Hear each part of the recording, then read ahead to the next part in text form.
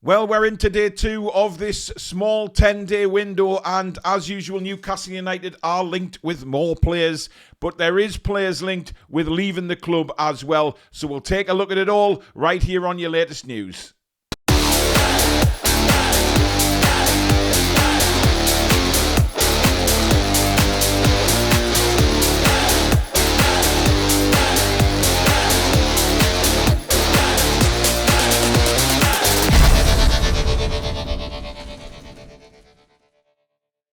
Hi everybody, my name's Paul. Welcome back to your latest Newcastle United news right here on the Toon Review YouTube channel. Thank you again for tuning in. We will start off with goalkeeper Nick Pope, who this morning is being heavily linked with a move to Leeds United. Now, Leeds United have struggled with the goalkeeper for quite a while now. We know that ex-Newcastle keeper Carl Darlow is there, and Meslier has been absolutely dreadful for them last season. Some of the mistakes were horrific. Darlow did complete the season with Leeds United, but it looks like they want to strengthen their goalkeeper position now moving forward in the Premier League. And as you can see there in the graphic, Nick Pope linked, 33 years old, of course, 32 appearances last season, 9 clean sheets as well. But at the age of 33, is he now a goalkeeper that Newcastle United would be happy to move on? We've seen Nick Pope come back from some horrendous injuries, of course. Last season, came back really strong, finished the season very strongly, but has had a little bit of a criticism because of his kicking, etc. Nothing against his shot stopping at all. He's still a classy shot stopper for me. Great reflexes and made some brilliant saves towards the back end of last season, of course. But this may pave the way for James Trafford. This has been mentioned numerous times in the build-up to this short window that really personal terms with Trafford have already been agreed somewhere down the line. They still are intact, and James Trafford would still move to Newcastle United on those terms. So this could be a big move about to develop. Nothing has been said by Newcastle United yet. Leeds United are looking at other goalkeepers as well, however, after they lost out on Kelleher, who of course went to Brentford from Liverpool. But you know what? This could be a good move all the way around, because Leeds United are, of course, back in the Premier League, so Nick Pope would continue being a Premier League goalkeeper, and it would give us an opportunity to get a younger goalkeeper in who could be the number one at Newcastle for quite some time. There's been a lot of talk that some people aren't really happy with James Trafford as a signing. Of course, Garcia was linked from Espanyol. He's going away now to Barcelona. Kelleher himself was linked with Newcastle United. But James Trafford has always been there, and a lot of Newcastle fans have doubted the move, saying that he's not really the keeper that we're looking for. I disagree. You know, if you look at his record last season, it is fantastic, guys. He's helped Burnley get back in the Premier League, and they hardly conceded a goal last season. Now, granted, that's the defence as well. It's the team working as a unit. But when you see James Trafford and the save he's made, etc., from last season, I don't think this is a bad move. Newcastle United probably value James Trafford in the region of around 30 million quid, which would get him into Newcastle. Nick Pope, as you can see there, apparently still valued at £10 million. I don't know. I'm doubtful about that, whether he's still worth 10 million quid. But hey, I might be wrong. He is 33, remember. So £10 million for a 33-year-old keeper, I'm not so sure where that stands. But at the moment, Leeds United really determined to sign a goalkeeper after the performances of Meslier last season. Carl Darlow, of course, is getting no younger. They see Nick Pope as somebody that can come in with really good Premier League and international experience and help them out. So let me know in the comments, would you let Nick Pope leave for Leeds United for around £10 million, apparently? Now, Steve Nixon has always been the kind of guy that we know that can go out and pluck a player out of thin air and bring him in. He's had a past fantastic record of doing it, and it seems like he's found another starlet who is coming through. Now, Newcastle United are reported to have sent a lot of scouts out to the under-17s and under-20 African nations tournaments lately, where this guy has stood out by a mile. He's Abdelhamid Ait Boudlal, and he currently is contracted to Rennes in Ligue 1 in France. Spent his time last season with Amiens in Ligue 2, but has stood out a mile. He's 6'2", so again, a very good size for a centre-back. He's a big lad, he's a strong lad, 19-year-old. So this wouldn't be somebody that would be one of the elite signings coming in. I have a feeling that this would be somebody that Eddie Howe would look at to bring through the academy again, play him in a few youth games, or maybe even loan him out and build up his strength, get him used to English football, and bring him through that way. And it's something that we really need to start doing. You know, we've seen a couple of players come through from the academy, the likes of Miley, etc., but we really want to start bringing these players through and fulfilling their potential at Newcastle United. And apparently this guy has it all. He's getting a lot of interest from a lot of European teams, but Newcastle United have entered the race. No official bids yet. There's no clue on what his transfer fee is. There's no release clause, nothing like that. So I don't know much more about this guy. All I can say is that if Steve Nixon believes in this kind of player, then who are we to doubt? Because he's got a great eye for a player, and if we've sent a lot of scouts out to these African tournaments, then who are we to doubt? So keep an eye on that name. But again, this isn't one of the elite signings that we would be looking for right now. This is definitely a player for the future. One player that is definitely here for the now and not the future is, of course, Brentford's Bryan Mbeumo. And it was talked about yesterday that there may be an inclination that Arsenal would suddenly join the race to sign the winger, along with already interested Manchester United and, of course, ourselves, Newcastle. Now, Arsenal haven't really said a lot about it. This is just a medium interest, if you like, there, apart from the real focus from Manchester United and Newcastle in the player. But it does give Mbeumo a different option. Of course, it does give him an opportunity to stay in London and, of course, not have to move very far. But it is still believed with all the journalists, certainly south of the River Tyne, that Bryan Mbeumo will sign for Manchester United. And it really pisses me off because I keep seeing articles this morning, certainly on X, etc., about Bryan Mbeumo and why on earth would he go to Newcastle United instead of Manchester United. Somebody had linked all the trophies that Man United have won and the fact that despite they're not in Europe next season, he could be a reason why he could push them up the table. Blah, blah, fucking blah. You know, how many times are we going to hear this? That Newcastle United is such a scummy side, according to everybody else. Nobody will want to sign for us. And Bryan Mbeumo is another one of those. Sky pushing the rhetoric again, saying that there's no... Why would Newcastle sign him? Of course, you've got the Man United channel saying exactly the same bullshit time and time again. That why would he sign? I'll tell you why he'd sign for Newcastle United. Because right now, we have a better process going on, a better ambition than what Manchester United do.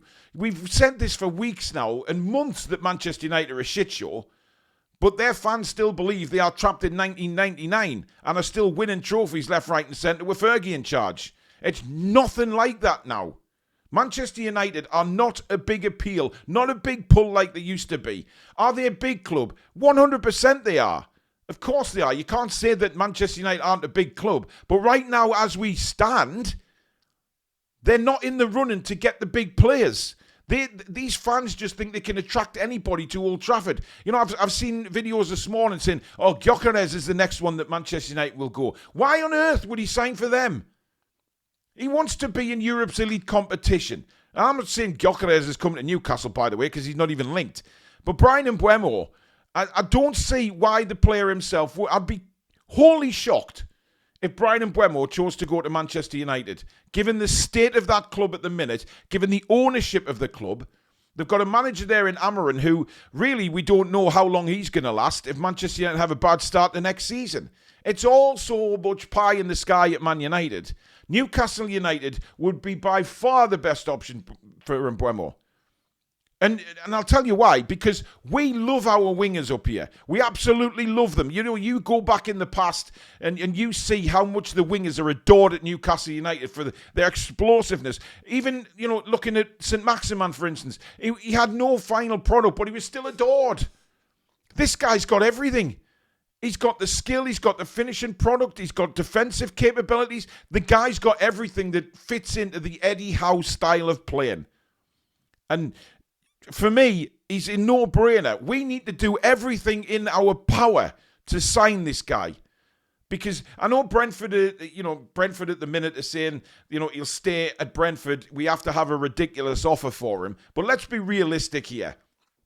If Brentford get a good offer for Mbeumo, when I'm talking about around 50 million or over, they're not going to turn it down. They can't turn that kind of money down because of the size of the club they are. And that's no disrespect to Brentford. But, they don't have a very big ground. Their revenue is not the size of what other clubs are. So when they get offered £50 million plus for one of their players, they aren't going to turn it down, no matter what the club are putting out in the press saying, it won't happen. We want to hang on to Mbeumo. They are looking to sell Mbeumo this summer. They will get millions of pounds for him, which can be a fantastic addition to their club funds. So whatever Brentford is saying, I take as absolute pinch of salt. But again, it's this media-driven position that we're in, where Mbeumo again has been touted as going somewhere else and not Newcastle United. The media who are linked with the cartel clubs in the Premier League, they are pushing for Mbeumo obviously to go to Manchester United or Arsenal. They would love either one of those two clubs, but they will be so gutted if Mbeumo comes to Newcastle. But I still believe we have to do everything, absolutely everything in our power to bring Bryan Mbeumo to Newcastle United. This guy could be an absolute worldie for us. And in fact, I think he will. He will be everything we need on that right-hand side. But let me know what you think. Do you still believe that there is this media rhetoric pushing for Mbeumo to sign for one of the cartel clubs? Because again, Newcastle United are mentioned and they hate it. Let me know. Now, the striker search for Newcastle United is something that is intriguing everybody. Callum Wilson, I think, is 95% certain to leave the club. Certainly Will Asula. Is he a striker? Is he a right winger? Where does Eddie Howe see him being next season is still unknown. So there is that position available for another striker to come in. And a lot of Newcastle United fans and a lot of journalists are saying, well, who's going to come in as second fiddle to Alexander Isak? It may not have to be that way. It may not have to be second fiddle. There's going to be a lot of games next season where Eddie will need to rotate the squad. And we've already seen this season that Alexander Isak has struggled to see out the season because we've asked so much of him. But if we've got another prolific striker in there, then that will help offload on Isak. And maybe we can just play things a little bit differently next year. Now, reports started in Italy this morning that Newcastle United are possibly aggressively going to try and sign with great determination Moise Kean. Now, everybody will say, hang on a minute, that's Italian press. We've heard it all before. But the English press have now got wind of this as well and have reported it in the last couple of hours before I did this video. So there is looking like there's possible interest there. Now, Moise Kean, 25 goals in 44 appearances in full. His Serie A stats are 43 games, 24 goals. So, listen, this guy knows where the net is. And yes, he did have a spell with Everton and it was pretty... He didn't do anything. He didn't set the stars alight or anything like that. But this guy's gone on and put his head down and really worked hard to get where he is now. He's 25-year-old. He's a perfect age. And this guy is smashing them in Serie A. There's no doubt about that. To the point where another club, the Serie A champions, Napoli, are also interested in Moise Kean. Now, Napoli have just won the championship. And they're linked with the player. So it gives you an indication just how far Moise Kean has come. Now, I know Alex has mentioned this guy a few times.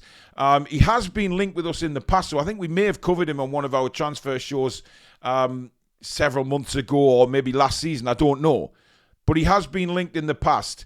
And would it be a bad move? Now, he does have a £44 million release clause. That is due to end on the 15th of July of this year. So Newcastle United, he's actually, his market value, I know it says £44 million on the graphic there because that's his release clause, but his actual value is around £75 million. So if we can activate that release clause for 44, I think Moise Kean would be an incredible signing. I really do.